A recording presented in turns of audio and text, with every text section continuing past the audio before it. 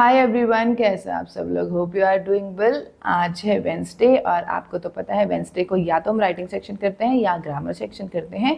तो आज स्टूडेंट के डिमांड पर हम ग्रामर सेक्शन स्टार्ट कर रहे हैं और ग्रामर का जो मोस्ट डिमांडिंग टॉपिक है ट्रांसफॉर्मेशन ऑफ द सेंटेंसेज, आज वो हम डिस्कस करने जा रहे हैं। तो चलिए फटाफट अपने डिस्कशन स्टार्ट करते हैं और मैं अश्योर करती हूँ कि आज की वीडियो देखने के बाद आपको बहुत कुछ जो है वो क्रिस्टल क्लियर हो जाएगा, तो ध्यान से समझते जाइएगा। सबसे पहला क्वेश्चन आता है कि मैम ट्रांसफॉर्मेशन ऑफ सेंटेंस होता क्या है। तो ध्यान से समझना, देखो वर्ड ना बड़ा कॉम्प्लिकेटेड है, कुछ नहीं है। आपने, ठीक है, आपने क्या करना है, सेंटेंस जो होंगे, ठीक है, उसके जो मीनिंग है उसको चेंज नहीं करना है। आपने क्या है, बस उसका स्ट्रक्चर बदल देना है, ठीक है, उसका फॉर्म चेंज कर देना है, लेकिन उसका मीनिंग जो है वो चेंज नहीं होगा। Transformation of sentences mean changing the words और form of a sentence without changing its meaning. देखो सीधी सी बात है, आई एम टीचिंग इंग्लिश, ठीक है, I am teaching English, English is being taught by मी।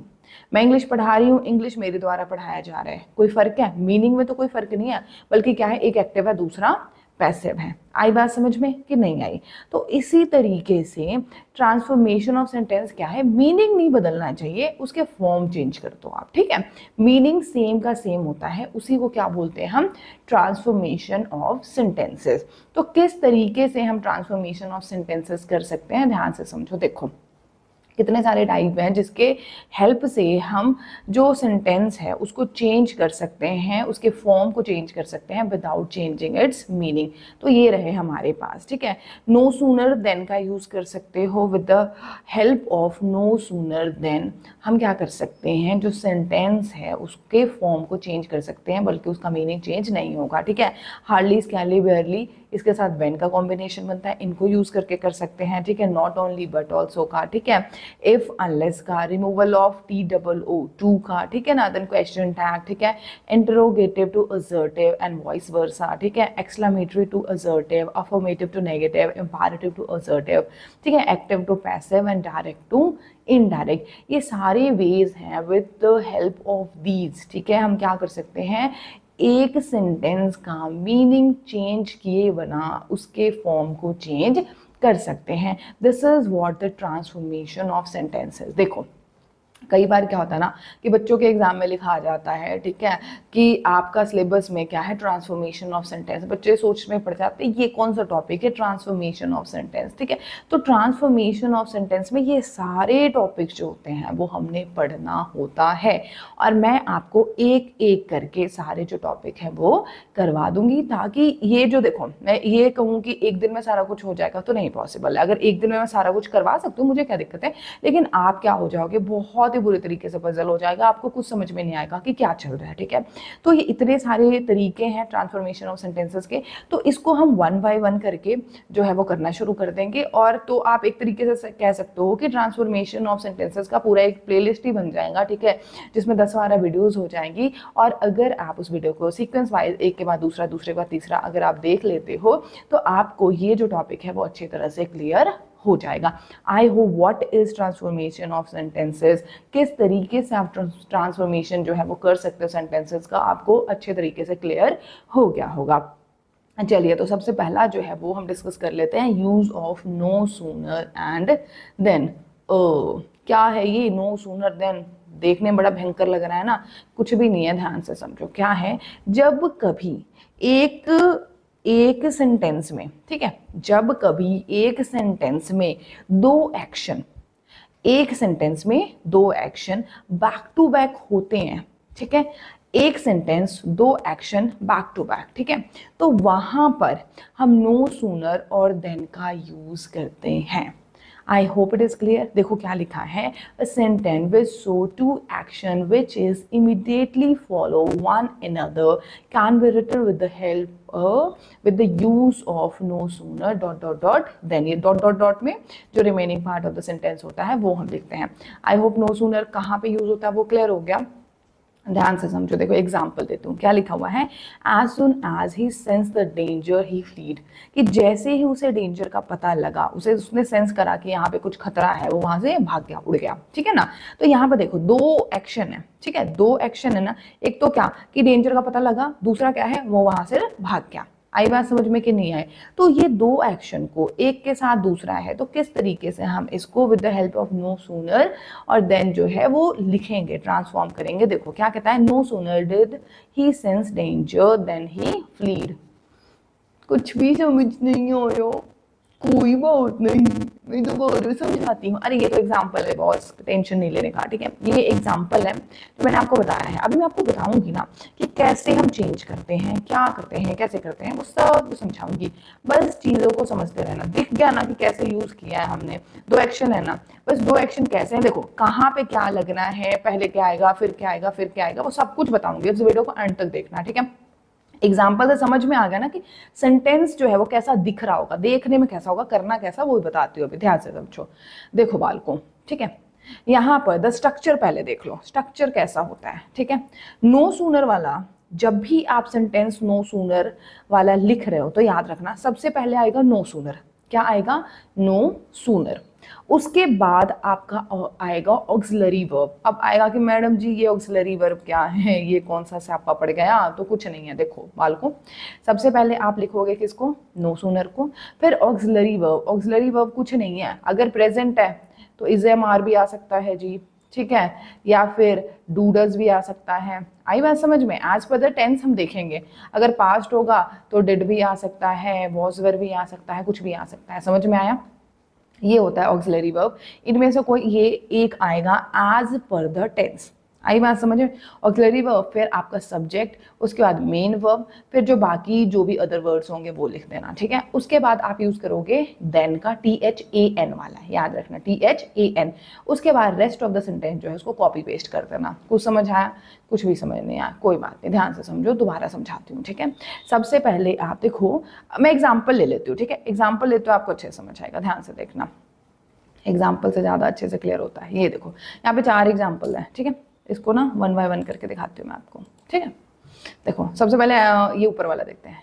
देखो शी रीड द, ओहो एक सेकेंड यार, कई बारी ना, वेट अ वाइल, मैं इरेज करूँ इसको ज़रा, इरेज ऑल, दोबारा वेट करना है ज़रा सा। देखो शी रीड द टेलीग्राम, उसने टेलीग्राम रीड किया, सी फेंटेड। क्या हुआ कि उसको टेलीग्राम उसने रीड करते ही वो क्या हो गई, फेंट हो गई। तो ये एक सेंटेंस 1 है और एक 2 है, दो एक्शन हो गए ना, कि नहीं हुआ, ठीक है। अब यहाँ पे देखना ये कौन सा टेंस है, पास्ट है, she read the telegram, she fainted. आई बात समझ में कि नहीं आई, she read the telegram, she fainted.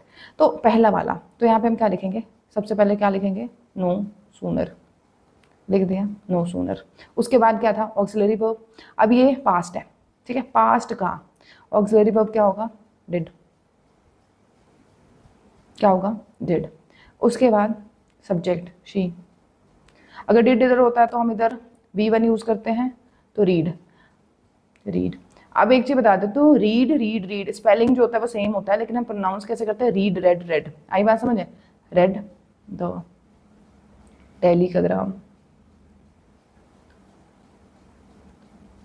Telegram, ठीक है।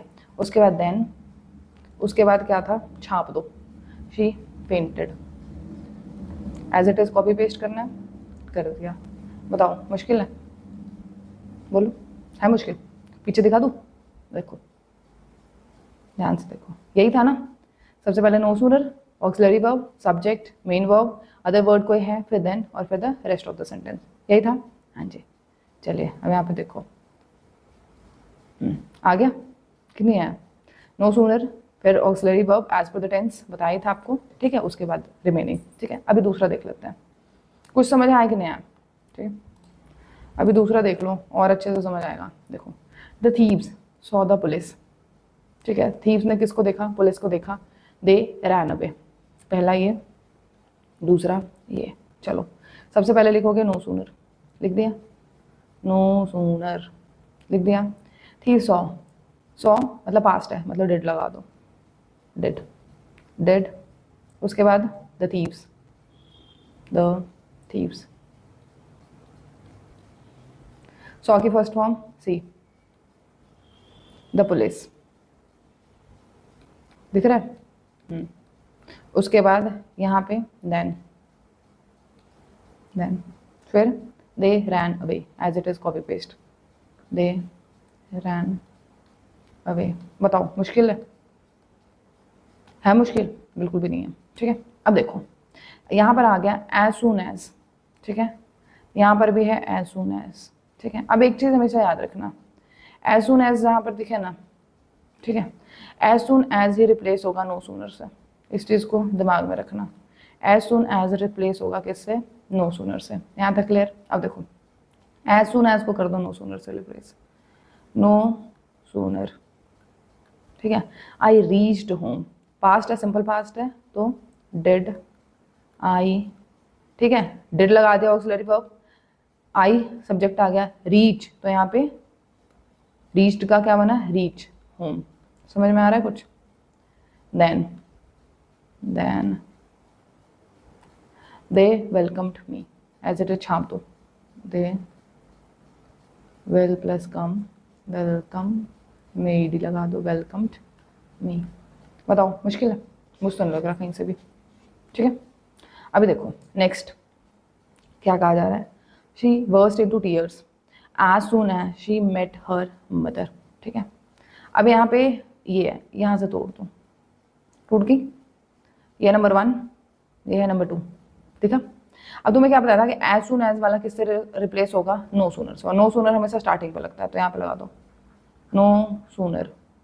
ओहो सुंदर से लिख ले, no sooner, as soon as met, ठीक है, डेड, शी, मेट का meet, her mother,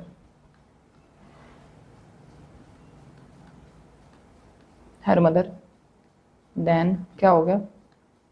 then she burst into tears, full stop. समझ आया कुछ कि नहीं आया? कुछ नहीं है। देखो बेटा ध्यान से समझना, एज सून एज जो है वो नो सूनर से रिप्लेस हो गया, यहाँ से तोड़ दिया हमने, ठीक है। पास्ट था तो पास्ट में, सिंपल पास्ट में हम डिड का यूज़ करते हैं, तो डिड लगा दिया, शी एज इट इज।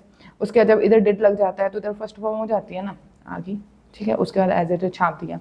उसके बाद दूसरा सेंटेंस जो है, दूसरा पार्ट जो है इसका, वो यूज़ किया हमने with the help of this, पहले ये लगाया, उसके बाद as it is copy paste करते हैं। बताओ मुश्किल है?